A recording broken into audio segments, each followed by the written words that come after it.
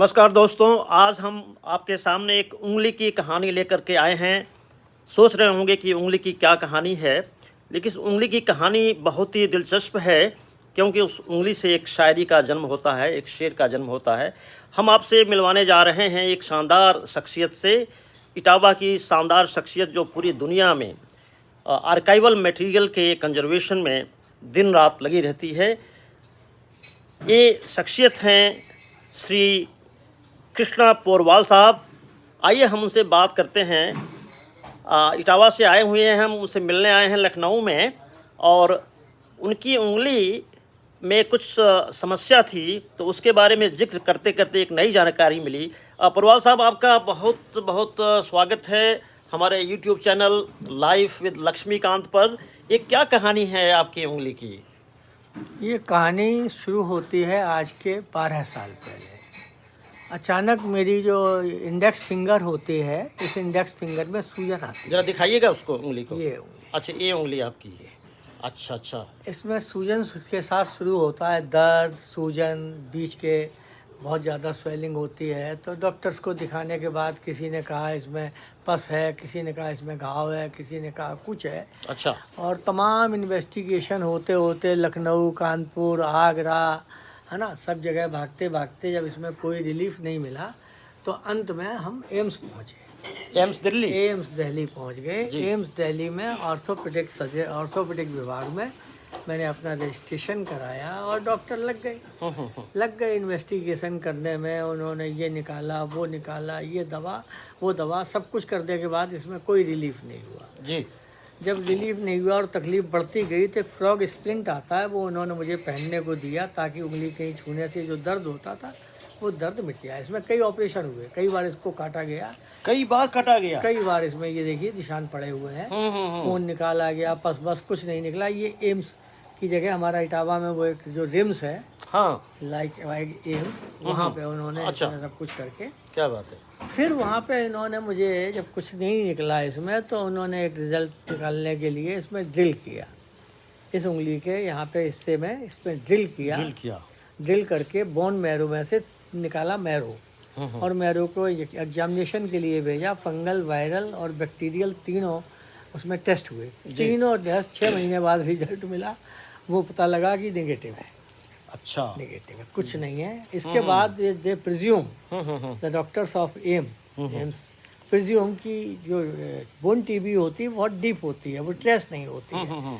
तो वो ट्रेस करने के लिए उन्होंने ड्रिल करके जब निकाल लिया और कुछ नहीं निकला तो वो उन्होंने मान लिया कि इसमें बोन टीबी है। अच्छा। तो अब आपका बोन टीबी का इलाज चलेगा और ये 1.5 साल से कम चलता नहीं है। कोई भी बोन टीबी 1.5 साल में ठीक होती है। तो जब इलाज शुरू हुआ तो इलाज शुरू होने के बाद हेपेटाइटिस हो गया। उसमें कोई दवा ऐसी थी जिसने बिल्कुल हेपेटाइटिस का मरीज़ बना दिया। फिर एम्स भागा, और हर हफ्ते नहीं, 15 दिन में जाता ही था। तो अब ये हुआ कि उन्होंने हमें इसमें प्रिजम्स करके चले, और फिर उन्होंने हेपेटाइटिस ठीक करने के बाद 6 महीने बाद बोले अब इलाज आपका फिर शुरू होगा, क्योंकि 1.5 साल रेगुलर आपको ATT, एंटी ट्यूबरकुलर टैबलेट्स खानी पड़ते हैं, तब बोन टीबी होती है। उसके बाद फिर ये 1.5 साल तक वो चला। इस तरह से पूरे 3 साल ये उंगली खा गई। 3 साल खा गई? 3 साल खा गई। उन दिनों में नया शायर भी बना था, शायरी मेरी परवान चढ़ रही थी। तो अच्छा, मैं इस उंगली को देख के नर्वस नहीं हुआ, तो मैंने एक शेर ढूंढ लिया। इस उंगली से एक शेर की पैदाइश हुई? ये शेर की पैदाइश। अच्छा। तो क्योंकि उंगली ऐसी रहती थी, लोग कहते थे ये क्या है, ये क्या है जी। तो वो एक शेर बना कि हम ही क्यों हैं निशान-ए तनकीद। अच्छा, हम ही क्यों हैं, तनकीद नहीं कहते, इशारा करते हैं। तनकीद। अच्छा, तनकीद माने आलोचना। हाँ। हम ही क्यों हैं निशान-ए तनकीद, गलतियां तो सभी से होती हैं। गलतियां तो सभी से होती हैं। क्या बात है। अच्छा, गलतियां तो सभी से होती हैं, तो इस उंगली से एक शायरी का जन्म होता है। आप चंबल से हैं, इटावा से हैं, वहाँ जो चंबल नदी बहती है, और चंबल के बीहड़ों में बहुत सारे डकैत हुआ करते थे एक ज़माने में। जी। और एक उंगली से याद आया कि एक अंगुली माल भी हुआ करता था। तो ये उंगली से और अंगुली माल की क्या कथा है, इस पे कुछ रोशनी डालेंगे? अंगुली माल नाम का एक बहुत जोरदार दस्यु था जी। और उसकी ये फैशन था, फैशन भी उसने अपने ये दिमाग में रखा था कि हम 100 उंगलियों की माला पहनेंगे। 100 उंगलियों की माला तो वो पहनेंगे। पकड़ता था, जिनको लूटता था उनकी उंगली काट लेता था, ओ, और एक डोरे में उसको या एक चमड़े की रस्सी में उसको पिन्हा करके और अपने गले में लटकाता था। तो उसी दौर में बुद्ध भगवान जिन्हें कहते हैं, जी। वो उस जंगल से निकल रहे होंगे तो अंगुली माल उनकी तरफ झपटा, लेकिन बुद्ध का वो रूप देख करके उसकी हिम्मत नहीं पड़ी। अच्छा अच्छा। फिर बुद्ध के संपर्क में आने के बाद वो उंगली माल साधु बन गया या उनकी धर्म में शामिल हो गया, और वो उंगली की कहानी इस तरीके से उंगली माल से जुड़ी हुई है। क्या बात है। तो जी जी जी जी, तो मैं अभी ये उंगली और शायरी की बात कर रहा था, तो कुछ और शायरी हो जाए, क्योंकि मेरा भी मन अब थोड़ा सा शायराना होता जा रहा है। सुनाइए तो सर। देखिए, पहली शायरी जो मेरी लोगों ने प्रतिनिधि मान रखी, मैं तो नहीं मानता कि मैं अगर सरफिरा नहीं होता, मैं अगर सरफिरा नहीं होता, मैं अगर सरफिरा नहीं होता, मुश्किलों से घिरा नहीं। क्या बात है, क्या बात है मुकर्रर, बहुत शानदार शेर कही आपने। मैं अगर सरफिरा नहीं होता, मुश्किलों से घिरा नहीं होता, और गम ही अब पास बा मुकद्दर का, मुझसे दम भर जुदा नहीं। वाह वाह, क्या बात है, वाह क्या बात है। तो गम को हमेशा शायर अपने दिलों में बसाए रहता है। जी, कुछ और हो जाए। देखिए, शायरी तो बहुत, देखिए शायरी की मैंने एक जगह परिभाषा दी है। अच्छा, परिभाषा। जैसे गजल की परिभाषा किसी ने दी थी, मजरूर सुल्तानपुरी ने, है ना? तो वो शायरी की परिभाषा है, गजल क्या दोस्तों परवाज़े ज़हन है, परवाज़े ज़हन है गजल। क्या बात है, क्या बात है। तेरा जो कथन है वही मेरा वचन है। अच्छा। तेरा जो कथन है वही मेरा वचन है। जी। और हरकत ये आपकी हरगिज नहीं सहन है। वाह वाह। और पेड़ क्या कट गया रो रहा सहन है।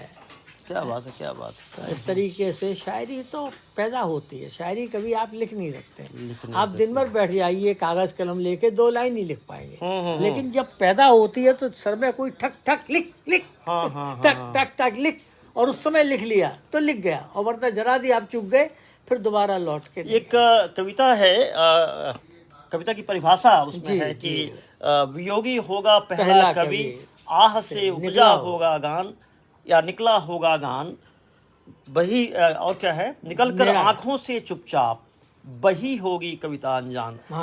तो ये जो आह है, चाहे वो कविता को जन्म देती है या शायरी को, तो बिना गम के न शायरी लिखी जा सकती है कविता। सब चीजों को जन्म देती है इस दुनिया में। आह ही सब कुछ है, और 2 ही चीज है, आह या वाह। वाह वाह, अगर वाह है तो आप वाह वाह हैं, और अगर आपके दिमाग में आह घुसी है तो आप दर्द, पीड़ा, घुटन, कुंठा, इन सब चीजों से जकड़े हुए हैं।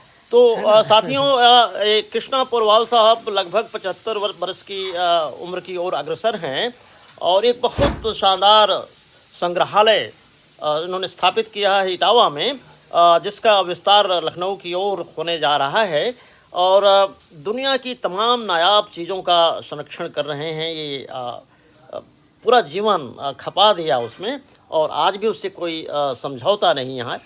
वैचारिक स्तर की बात करें, वैचारिकी की बात करें, आइडियोलॉजी की बात करें, तो आप खांटी वामपंथी हैं।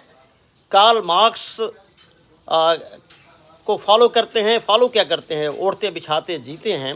तो अब चूँकि उंगली की बात हो रही है, तो जो उनकी एक उंगली है वो बिल्कुल अब झुक नहीं रही है, अब बिल्कुल सीधी खड़ी है। तो मैंने इनसे मिलते ही कहा कि चलिए, कम से कम ये आपका ये जो वामपंथ की जो वैचारिकता है, ये उसका ये प्रतीक है आपकी ये उंगली, जो बिल्कुल सीधी रहती है, जरा भी झुक नहीं सकती, जैसा कि आपकी शख्सियत नहीं झुकती है। तो दोस्तों, आज बस इतना ही आपसे मैं बात करना चाहूँगा।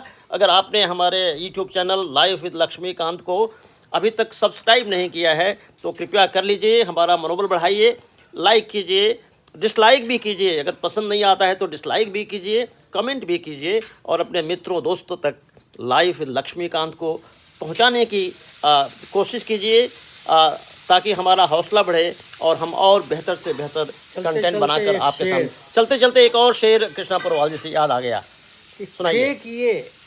फेंकिए कंकड़ करीने से मगर, करीने से मगर, फेंकिए कंकड़ करीने से मगर क्या बात है। झील में लहरें उठेंगी बेशुमार। झील में लहरें उठेंगी बेशुमार, एक बार फिर से दोहरा दीजिए। फेंकिए कंकड़ करीने से मगर। आपने देखा होगा एक बच्चे छोटे छोटे गुत्ती लेके यूं करते हैं और पानी में तैरती जाती जी। है और लहरें उचकाती जाती जी, है। जी, ये वही कंसेप्ट है इसका। मूल जो वो है आइडिया वो इसी से आया कि फेंकिए कंकड़ करीने से मगर और झील में लहरें उठेंगी बेशुमार। बेशुमार मोहब्बत के साथ एक बार फिर से नमस्कार दोस्तों।